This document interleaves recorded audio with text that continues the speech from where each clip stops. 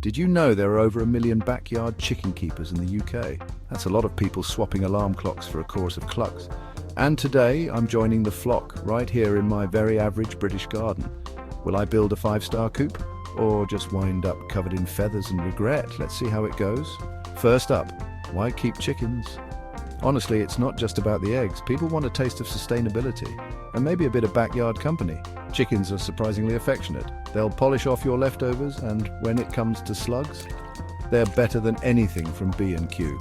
But here's what the chicken memes don't tell you. Council rules. Most UK places are fine with hens, but always check. Space? Each hen needs at least a square meter to strut about, more if they're not free-ranging. Noise? Hens can be loud, especially when they're laying, or just vibing. It's not deafening, but your neighbours will definitely know about it. Now, the good bits, because they're brilliant.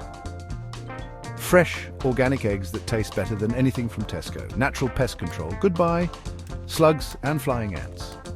And yes, hens have personalities, big personalities. They'll follow you around, make you laugh, and honestly, they're cheaper than therapy. The biggest tip that saved me, pick the right breed. I went for Buff Orpingtons, big, friendly, great for families. Rhode Island Reds, rock solid layers, Pekins, cute and quiet. Got a tiny garden? Avoid the high flyers? Trust me. So can anyone keep chickens in the UK? Technically yes, but don't wing it. Check your council, plan your space, pick the right breed, and be ready for a bit of mess and noise. Once you're set up, it's honestly one of the best decisions you'll ever clucking make. That's my beginner chicken journey so far. Have you kept hens? Got tips or chaos to share? Drop it in the comments. And if you like animals, soft living, or just a bit of garden chaos, give the channel a follow and check out my other videos.